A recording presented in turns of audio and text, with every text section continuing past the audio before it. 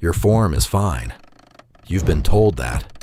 Maybe you checked it yourself, watched your press on video, read the cues, made the corrections, and your shoulder still hurts. Not a sharp, dramatic tear, just a grinding, nagging, it'll probably go away ache that never quite goes away. Here's the problem. Form is what your body looks like from the outside. Injury happens on the inside. And there's a gap between those two things that most people never close. The real problem. External form cues fix the movement pattern you can see. They don't fix the structural failures happening underneath it. Your shoulder can look perfect in a mirror and still be grinding through thousands of reps in a position it was never built to handle. 4 reasons.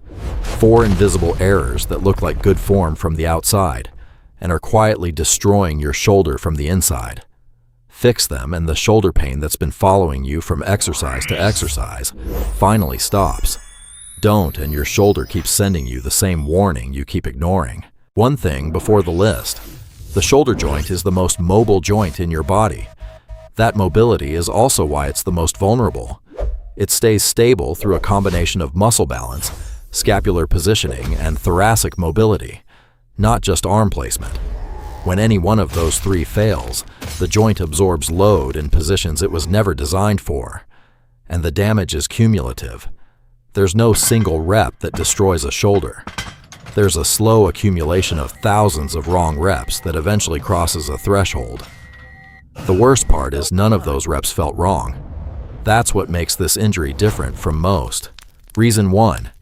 Your pressing and pulling are completely unbalanced. Most training programs are front-heavy. Bench press, push-ups, overhead press, front raises, dips. All of them move the arm forward and load the anterior shoulder. Your posterior shoulder, the rotator cuff, the rear delts, the external rotators, gets almost nothing.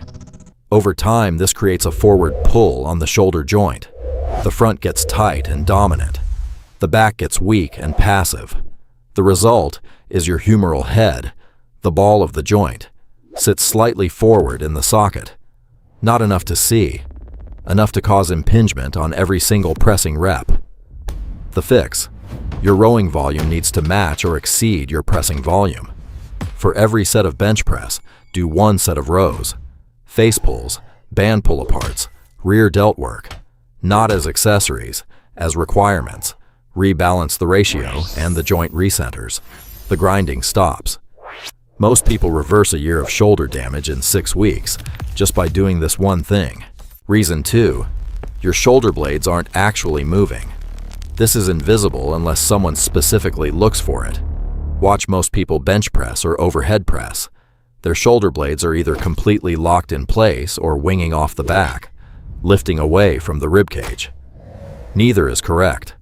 The scapula is supposed to move with the arm. As the arm elevates, the scapula should upwardly rotate to create space in the shoulder joint for the humeral head to pass through cleanly. When it doesn't rotate, when it's locked or winging, that space collapses. The rotator cuff gets pinched between the bones on every rep. That's impingement syndrome. And it's almost entirely a scapular movement problem, not an arm placement problem. The fix is scapular wall slides.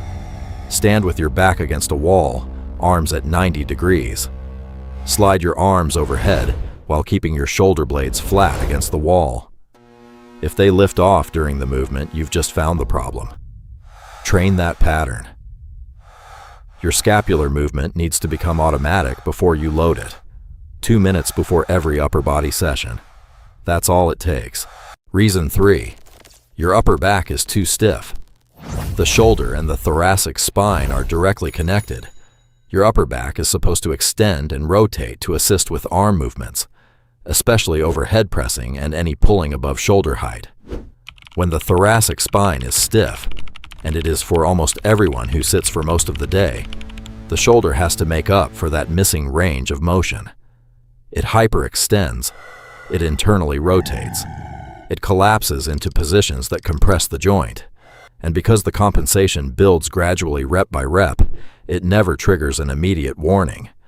Your form looks correct because you're hitting the movement target. The joint is paying the price of getting there through the wrong path. The fix is 2 to 3 minutes of thoracic mobility work before every upper body session. A foam roller on the upper back. Thoracic extensions over a bench. Cat-cow. That's it. Give the upper back its range of motion back and the shoulder stops compensating. The joint finds the right path on its own. Reason 4. Your forearm isn't vertical. This is the most technical one and the most destructive.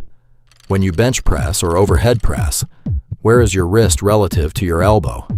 Most people have the forearm slightly angled, wrist drifting outward, elbow flaring. This creates a rotational torque through the shoulder joint on every rep. Under light loads, it's manageable. Under heavy loads over months, it becomes a slow demolition project on the rotator cuff tendons.